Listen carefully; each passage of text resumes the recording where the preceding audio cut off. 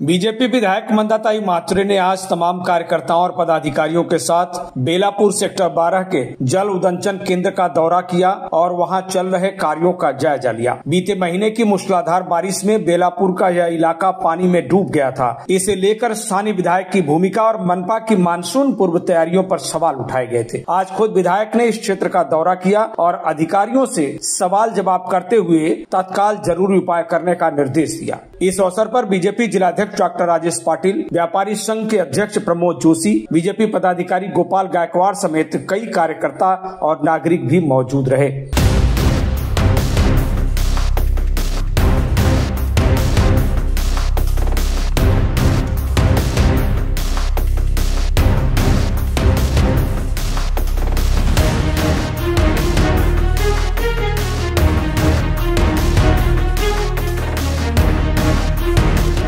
विधायक मंदाताई मात्रे ने बेलापुर के कई ठिकानों पर हुए जल जमाव को स्वाभाविक बताते हुए कहा कि कुछ लोग इसके लिए उन्हें जिम्मेदार मान रहे हैं, जबकि यह सही नहीं है। अचानक हुई मूसलाधार बारिश के चलते मुंबई के कई ठिकानों में भी इसी तरह का जल जमाव हुआ था, लेकिन बेलापुर का नाम लेकर सबसे ज्यादा दुष्प्रचार किया गया। मंदाताई मात्रे ने कहा कि बेलापुर क्षेत्र में जल जमाव न हो, उसके लिए होल्डिंग पॉइंट की सफाई और जल उदंचन को ठीक कराने का काम उन्होंने ही सुझाया था। विधायक ने यह भी दावा किया कि कई ठिकानों पर अतिक्रमण होने से जल निकासी बाधित हो रही है। उन्होंने मनपा अधिकारियों को चेतावनी देते हुए कहा कि यदि शीघ्र अतिक्रमण नहीं हटाया गया तो वे अधिकारियों के खिलाफ भी एक्शन ले सकती हैं। काल पुन्हा अतिवृष्टी झाली आणि एवढा पाऊस पडला तर पुन्हा इथे सगळ्या व्यापाऱ्यांमध्ये लोकांमध्ये एक भीतीचं वातावरण निर्माण झालं की त्या दिवशी ज्या पद्धतीने पाऊस एक महिन्याचा एका दिवशी पडला आणि सगळे नदी नाले हे फुल झाले, काही ठिकाणी डॅम फुटले, महाराष्ट्र पूर्ण वाहून गेला।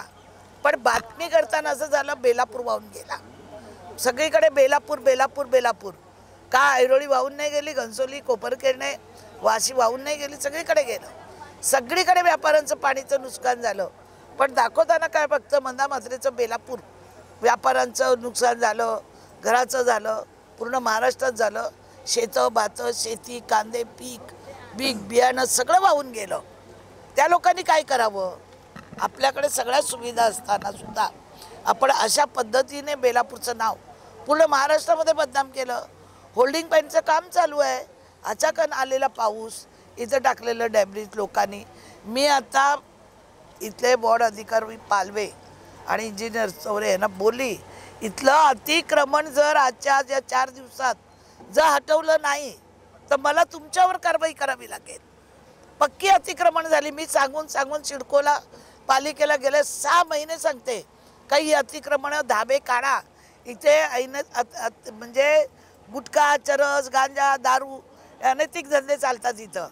लोकांना इथं मुलांना नवीन पिढी बर्बाद केली जाते, पण कोणाचा तरी वरदस्तामुळे हे धाबे तुटले जात नाही। तोडाला अधिकारी आले का कोणाचे नेत्यांचे फोन येतात आणि धाबे बघा तुम्ही पक्के झाले। आता 1-1 2-2 एकरी जागा शिडको अशी कोणाला 2 गुंठे 1 गुंठे जागा गावात सोडत नाही आणि अतिक्रमण करणारे 1-1 लाख रुपयेचं भाडं आहे।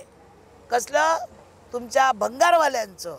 हे नाही तर मी तर आता जर बोर्ड अधिकाऱ्यांनी जर इंजिनियरने दाबे काढले नाहीत आणि होल्डिंग पॉइंटचं जे इथं बघा किती डॅब्रिज आणून टाकलंय, डॅब्रिज उचलायचे पैसे डॅब्रिज टाकण्याचे पैसे, कोण येऊन टाकतं काय येऊन टाकतं, कोणाला पत्ता नाही इथं।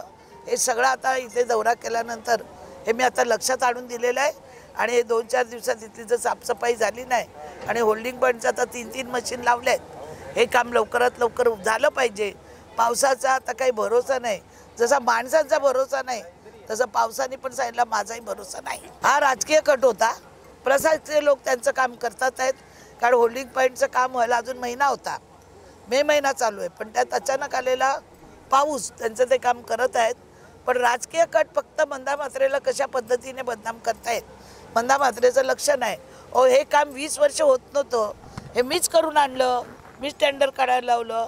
आता मी कॉन्ट्रॅक्टरलाही बोलले, जर हे काम तू 8 दिवसात केलं ना तो तुलाही मी ब्लैक लिस्ट ला टाकल्याशिवाय राहणार नाही। Bureau report TV1 India. Latest updates और ताजा तरीन खबरों के लिए TV1 इंडिया लाइव को सब्सक्राइब कीजिए और नोटिफिकेशन पाने के लिए बेल आइकॉन को दबाना मत भूलिए।